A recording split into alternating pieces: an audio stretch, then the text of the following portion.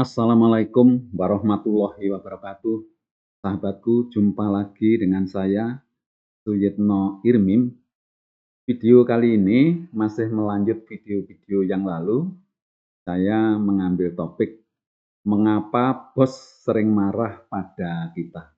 Ya, kita ini seringkali tahu, ya, seringkali mengalami bahwa bos ini sering marah pada kita. Ini pasti ada sebabnya gitu. Nah, mari kita bahas mengapa bos itu sering marah pada kita. Materi kali ini akan membahas ini mengapa atasan atau bos kita ini sering marah pada kita, ya karena ya kita melihat dari sisi kita sendiri, ya kita melihat dari sikap dan perilaku kita, ya kita sementara mengabaikan bagaimana atasan kita ini, tetapi yang akan saya sampaikan itu dari posisi kita sebagai karyawan atau pegawai. Nah, karena bos itu sering marah pasti ada sebabnya. Karena kita sering melakukan hal-hal negatif yang akan ya kita bahas ini ya. Jadi hal-hal negatif itu menyebabkan bos kita nanti jadi marah. Oleh karena itu, ini perlu kita ketahui supaya kita bisa menghindari apa-apa yang menjadi penyebabnya, apa-apa yang memicu bos itu marah pada kita. Baik, kita mulai saja. Yang pertama, eh, tidak tahu unggah-ungguh dan sopan santun. Ya. Jadi kalau kita sebagai karyawan atau pegawai tidak tahu unggah-ungguh dan sopan santun, ya, bagaimana kita harus berinteraksi dengan atasan, ya, bagaimana kita harus respect dan menghormati atasan. Nah, rupanya kalau kita ini tidak tahu unggah-ungguh, sopan santun, tata krama, ya pasti saja bos ini marah pada. Jadi yang pertama ya karena kita itu tidak tahu unggah-ungguh ya dan sopan santun. Ini dalam bahasa Indonesianya kita ini tidak tahu tata krama ya dan etika ya di tempat kerja ya, terutama bagaimana kita berhadapan atau berinteraksi dengan apa. Itu yang pertama. Yang kedua, ya nggih-nggih ora kepanggih gitu ya. Jadi ini bahasa Jawa juga, artinya kita ini selalu bilang ya ya, tetapi ternyata tidak ada buktinya gitu. Jadi kita cuma ya Pak, siap Pak, siap Pak ya. Tetapi kita tidak melaksanakan dengan baik, bahkan tidak dilaksanakan apa yang menjadi perintah dari atasan itu. Tentu atasan kita, ya bos kita mesti marah pada kita karena ternyata kita ini cuma nggih-nggih saja, cuma iya saja, siap-siap saja, tetapi tidak dilaksanakan dengan itu yang kedua. Yang ketiga, ya di depan bos ya kita ini bersikap baik, tapi di belakang kita mencibir. Ya, ini ya juga tidak disenangi sama bos ini. Jadi kita ini harusnya ya sama lah. Kalau memang kita baik ya baik, dan kita memang harus berusaha baik. Jadi kita ini sebagai karyawan pegawai itu memang harus membangun hubungan yang baik dengan atasan. Ya, kita tidak melihat atasan itu seperti apa, sikap perilakunya seperti apa, tetapi kita ini harus berusaha ya untuk bisa berkomunikasi dengan atasan ini sebaik mungkin. Sikap kita baik itu di muka atau di belakang beliau harus juga konsisten, harus sama lah gitu ya. Kalau kita memang bersikap baik ya baik, jangan sampai kita ini justru begitu di belakang bos kita ini mencibir. Nah itu tentu kalau bos tahu pasti marah. Ini yang ketiga. Yang keempat ya, main selintutan dan tidak terus terang pada bos.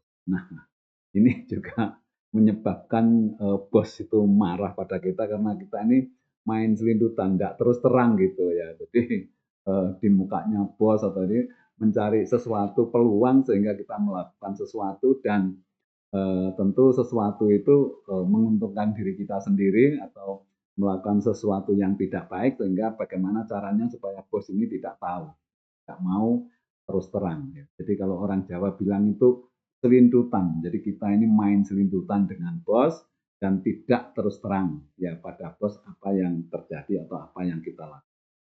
Itu yang keempat. Yang kelima, melakukan hal penting untuk organisasi tetapi tidak melaporkan kepada bosnya. Tentu saja ya bos ini akan marah kalau kita melakukan hal penting ya, sesuatu yang penting tetapi kita tidak memberitahukan atau tidak melapor kepada bos. Ya kalau itu baik tidak apa-apa, tetapi kalau nanti akibatnya jelek ya atau negatif lah tentu bos ini marah sekali gitu.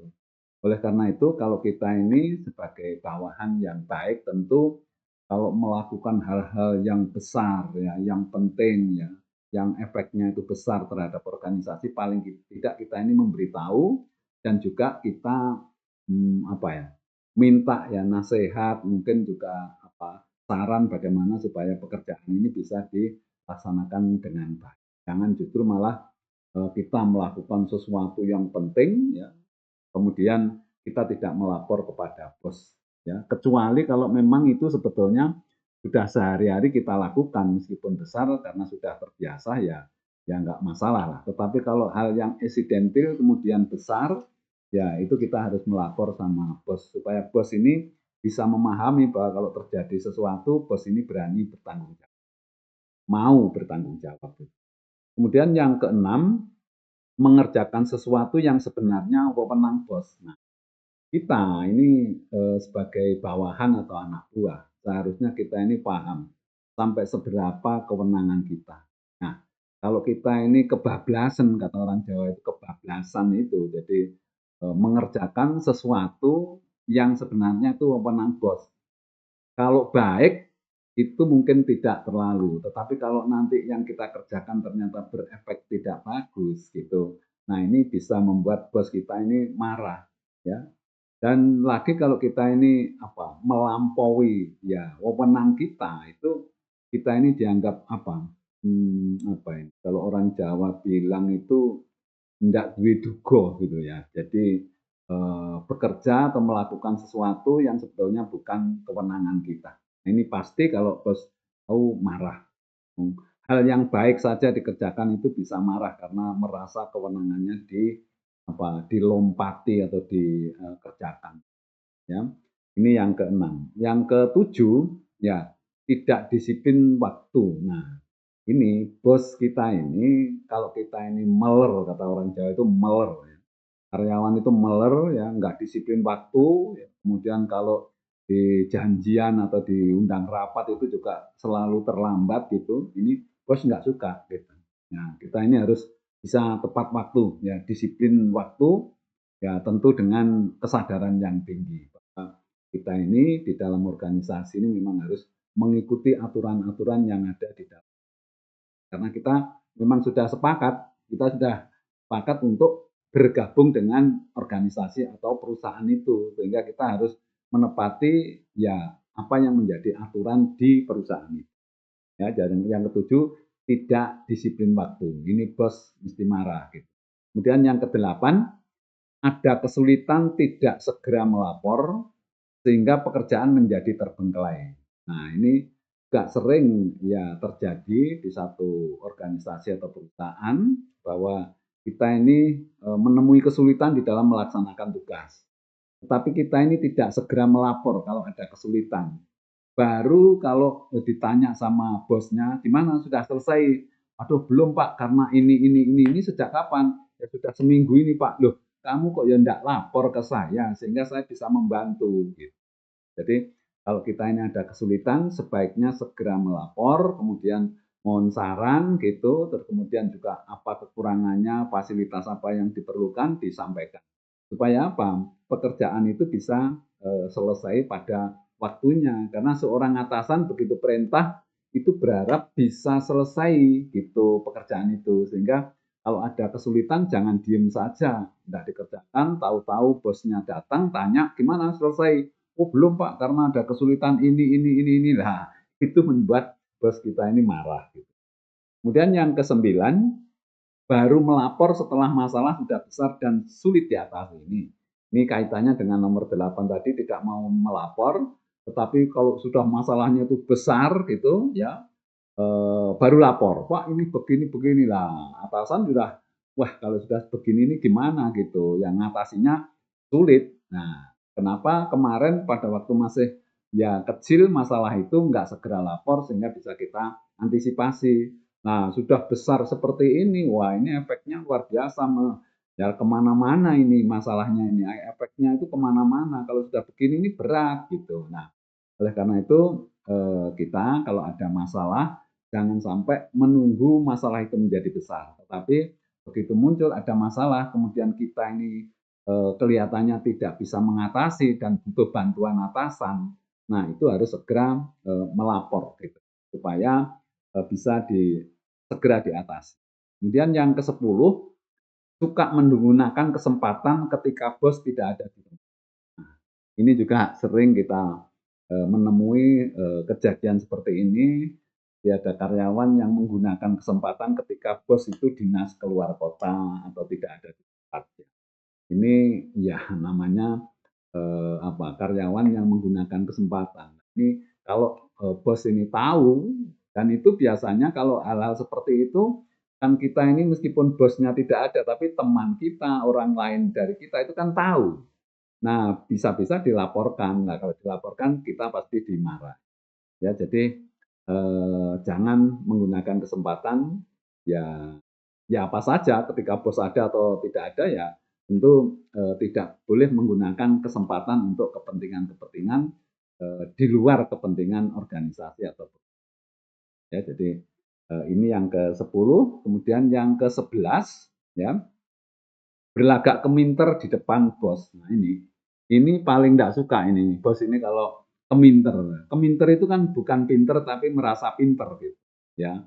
Sepertinya kayak kayak ya dia bisa mengatasi, ternyata tidak bisa gitu. Jadi berlagak keminter ya di depan bos ya, harusnya kita ini ya biasa saja, atau kalau memang kita ini mampu melaksanakan ya sampaikan, "Pak, saya akan coba ini saya selesaikan Pak, ya mudah-mudahan bisa," gitu. Jadi tidak harus keminter, apalagi kalau di dalam forum rapat begitu ya merasa pinter ya, kemudian melangkahi kewenangan atau apa yang disampaikan oleh bosnya itu, ya itu menjadi marah bos itu. Jadi kalau kita ini keminter gitu ya, ya sekali lagi keminter itu bukan pinter, betul gitu.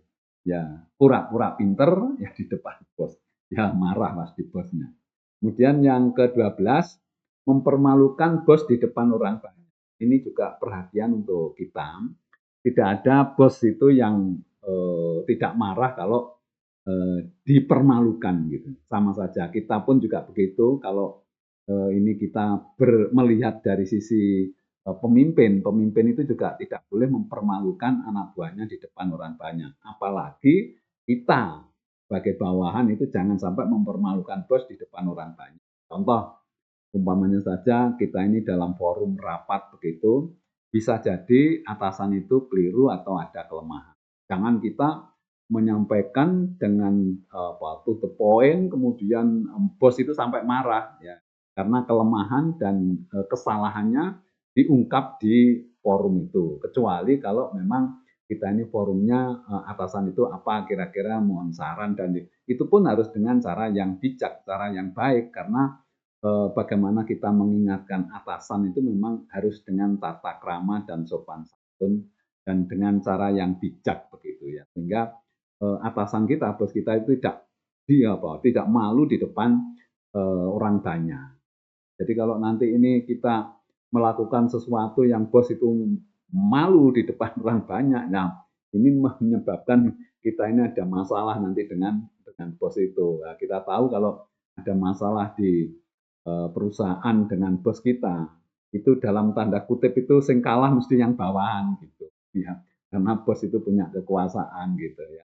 Jadi ini ya supaya kita menghindari sikap-sikap yang mempermalukan bos di depan orang banyak. Kemudian yang ke-13, menjauh ketika bos mendapat kesulitan. Ini juga sering kita ketahui, kita lihat ada karyawan itu justru kalau bosnya itu ada satu kesulitan atau mungkin ada pekerjaan yang harus dikerjakan segera gitu, itu kita ini agak menjauh malahan. Jadi supaya tidak dikasih tugas. Ini ya ini terbalik. Harusnya kalau bos itu dalam kesulitan, kita ini menyiapkan ya menyiapkan tenaga dan pikiran untuk membantu bos, dan itu satu peluang untuk kita untuk menunjukkan bahwa kita ini mampu begitu.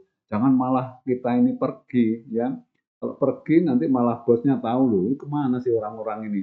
Oh ada kesulitan, ada ini kok malah ditinggal ya. Ini nanti akhirnya membuat bos kita ini marah.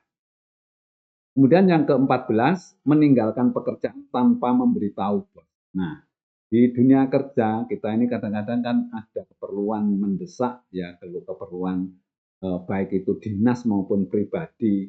Tapi kalau kita ini meninggalkan tempat kerja atau ruangan kita ya dalam waktu yang cukup lama begitu, katakanlah 1 hari atau 2 hari, kita ini harus melapor, memberitahu bosnya ini bahwa Pak, mohon maaf saya besok akan dinas ke sana. Pak, saya mohon maaf besok izin tidak masuk karena saya ada keperluan keluarga yang luar biasa, nggak bisa ditinggalkan dan nggak bisa saya wakilkan, Pak. Nah, begitu. Jadi meninggalkan pekerjaan itu harus memberitahu bos supaya bos ini kalau perlu sewaktu-waktu kita ini ada. Kalau toh kita pas keluar, tapi bos itu sudah tahu kalau kita ini keluar, artinya keluar kota atau apa atau izin gitu ya. Jadi supaya bos ini tidak marah. Kemudian yang ke-15, bekerja kurang hati-hati sehingga menyulitkan bos. Nah ini sesuatu yang seringkali terjadi juga. Kita ini bekerja tidak hati-hati ya. Apakah itu dalam artian secara ekonomi, secara teknis itu kita ini kurang hati-hati sehingga efeknya itu adalah terjadinya masalah yang menyulitkan bos itu ya. Jadi bos ini kan seharusnya memang harus bertanggung jawab. Jadi kalau sesuatu terjadi di dalam lingkup kepemimpinan bos itu, dia yang bertanggung jawab gitu.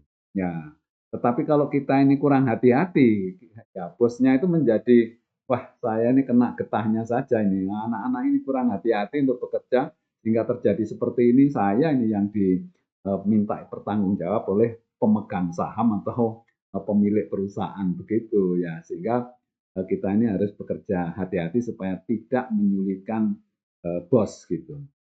Kemudian yang ke-16, banyak omong kosong yang gabrus saja.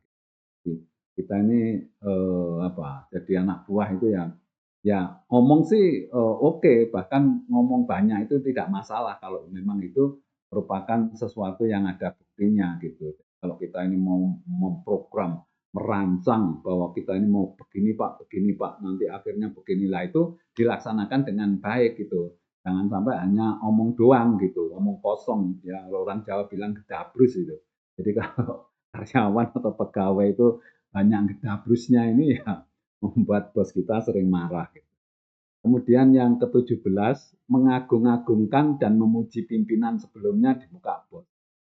Ini manusiawi gitu ya. Jadi kalau kita ini punya bos baru ya yang menggantikan yang lama gitu kan, eh, mungkin yang diganti atau bos yang lama itu memang bagus, memang oke lah gitu, terus diganti oleh bos yang baru. Nah, kita itu tidak perlu mengagung-agungkan dan memuji-muji pimpinan yang lama itu di muka pimpinan yang baru yang sekarang ini gitu loh. Kalau terlalu memuji ya rasanya seperti tidak enak gitu loh, kita ini kok dibanding-bandingkan, terus kemudian rasanya kita ini direndahkan ya, ya nilainya itu lebih rendah daripada pimpinan yang lama gitu, sehingga kita sering kali menyebut mengaku bahwa dulu waktunya pimpinan yang lama itu begini Pak, itu begini bagus sekali ini. Nah itu kan rasanya bisa menyinggung ya, menyinggung perasaan, kalaupun sebetulnya memang kenyataan gitu, tetapi kita tidak perlulah mengagung-agungkan, memuji-muji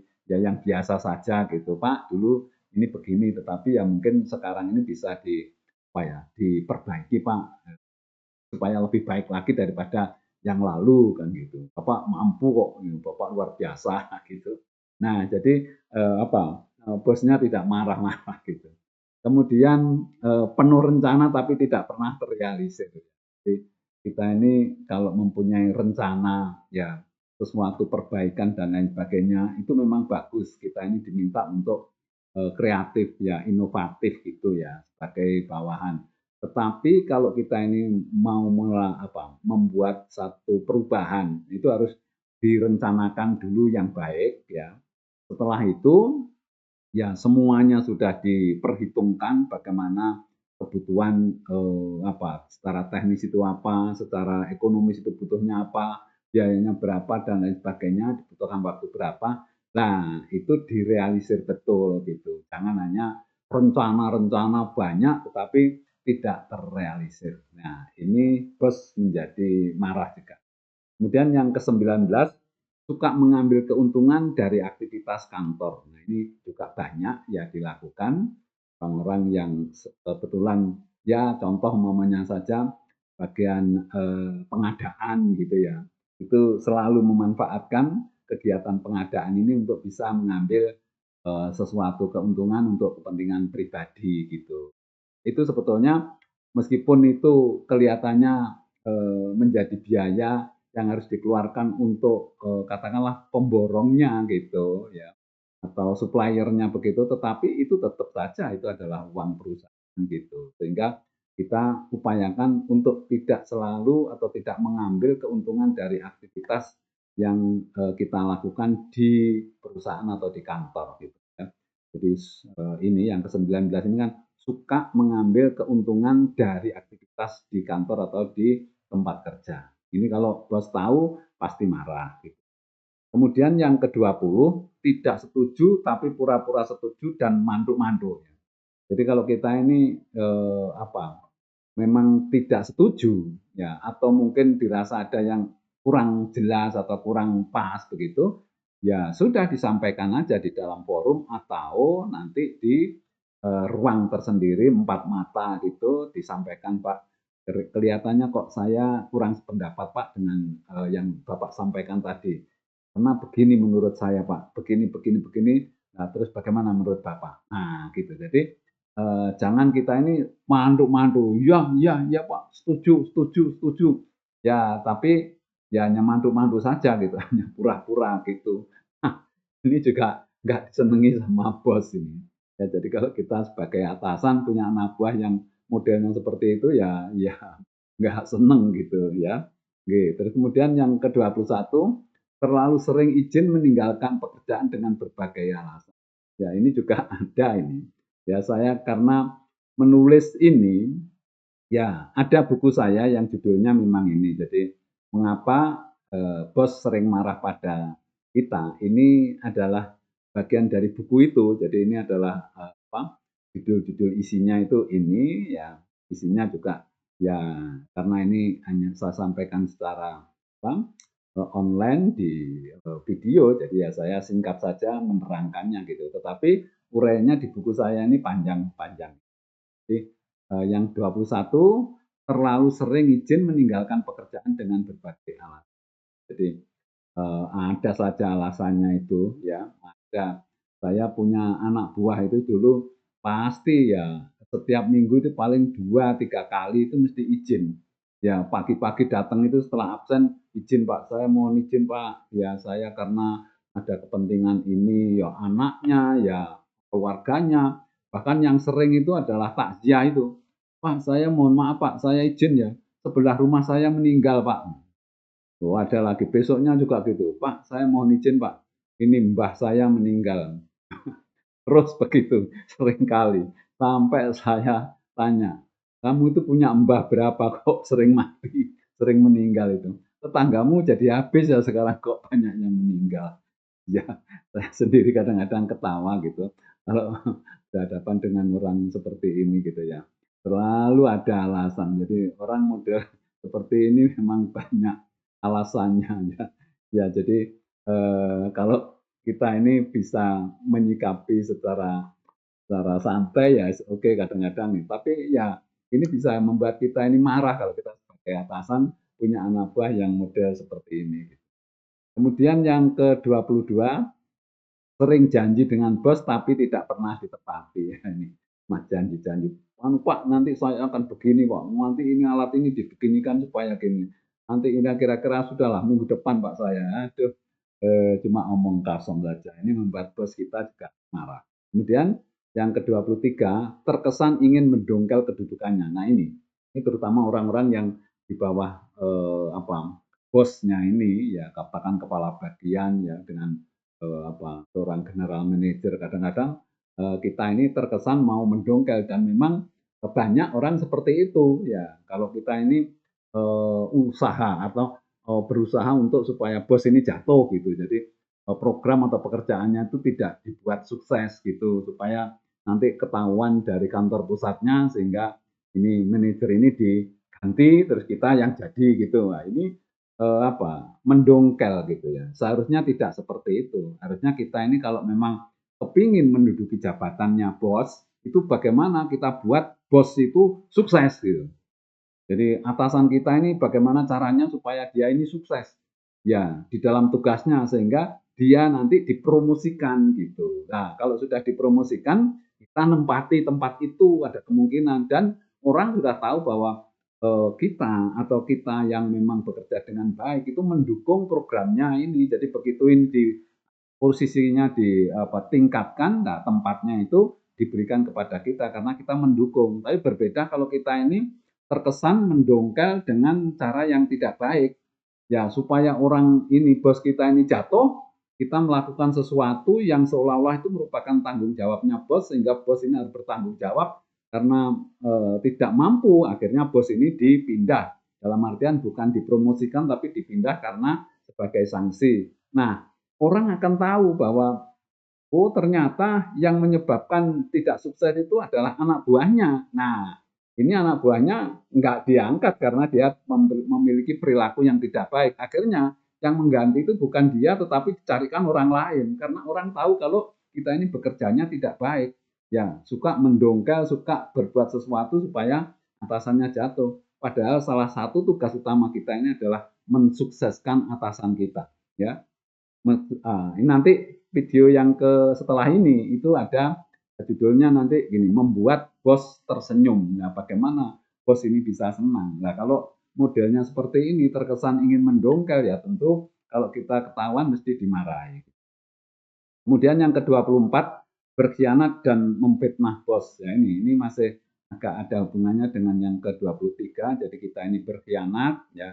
Artinya kita ini ya sering melaporkan ke atasannya atasan kita gitu. Kemudian memfitnah dan lain sebagainya yang intinya supaya bos kita ini diturunkan terus kemudian kita diangkat gitu. Ini cara-cara yang tidak baik. Jadi kalau kita ini memang mau berprestasi sehingga bisa naik kedudukan kita, itu harusnya kuncinya itu harus bagaimana membuat bos ini sukses. Ya, supaya bos ini dipromosikan gitu. Kemudian tempatnya kita tempati gitu. Itu bagus karena orang tahu bahwa yang membuat bos sukses itu adalah katakanlah kita, saya gitu umpamanya saja. Nah, saya berarti bekerja dengan baik. Kalau bosnya ini dipromosikan, maka saya layak untuk menduduki itu gitu.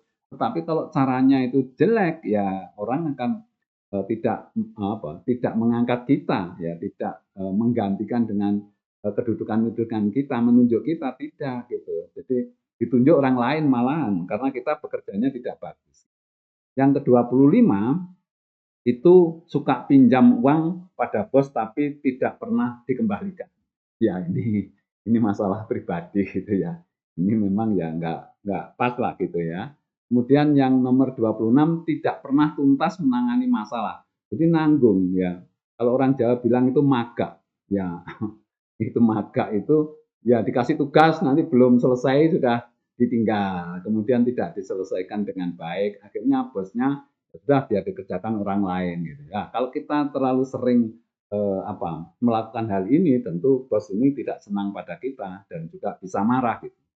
Kemudian 27 suka memelintir atau memutarbalikkan informasi dari bos. Nah ini tukang fitnah ya. Jadi ada juga karyawan yang model seperti itu. Jadi informasi-informasi dari bos itu dipelintir-pelintir begitu, ya akhirnya nyampe ke bawah, artinya ke teman-temannya orang ini dipelintir, akhirnya orang-orang ini menjadi tidak suka atau mungkin malah melakukan sesuatu yang apa untuk menjatuhkan itu gitu. Nah, model-model seperti ini harusnya ya jangan sampai kita lakukan. Jadi memelintir atau memutarbalikkan informasi dari bos, padahal bos itu ngomong A, B, C, dibilang C, D, E ya. Nah, itu kan nggak bener gitu ya. Jadi bos bisa marah gitu. Kemudian yang ke-28, sering memarkup biaya proyek. Nah, ini juga apa satu kebiasaan yang tidak baik ya.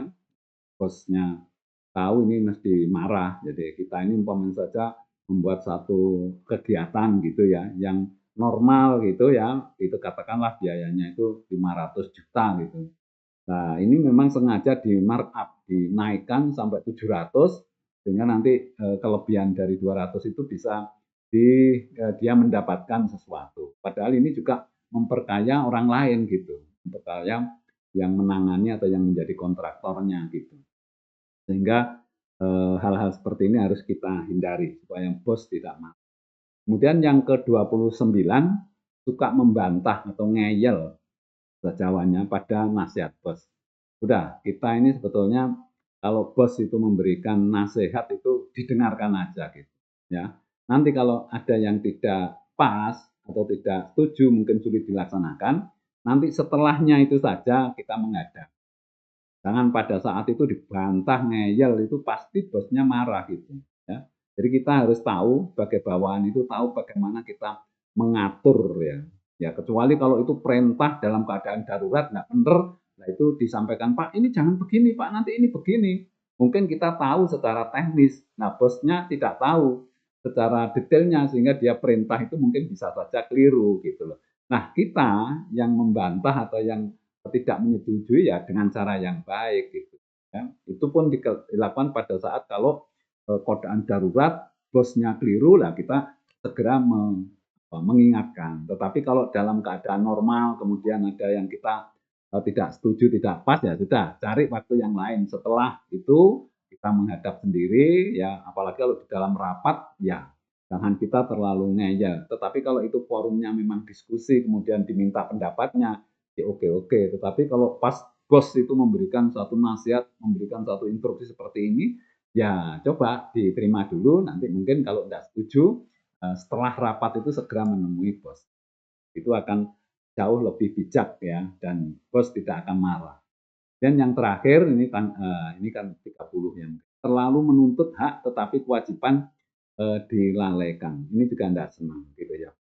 Jadi kita ini hanya hak saja yang dituntut, tapi kewajibannya nggak dilaksanakan dengan baik. Padahal kita ini seharusnya sebagai karyawan harus bisa menyeimbangkan antara hak dan kewajiban. Ya, hak itu kita tahu bahwa hak itu bisa dihitung, bisa diuangkan, bisa dikuantitatifkan, gitu. Sementara kewajiban itu tidak.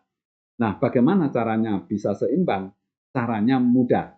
Pertama, tingkatkan potensi dengan cara belajar, kemudian kendalikan atau kelola namanya motivasi itu tetap tinggi. Jadi jangan sampai naik turun, naik turun, naik turun. Apapun yang terjadi. Nah, ini sudah saya bahas di video-video sebelumnya banyak ini tentang motivasi dan ini. Kalau ini tadi kan hanya membahas mengapa bos kita ini marah.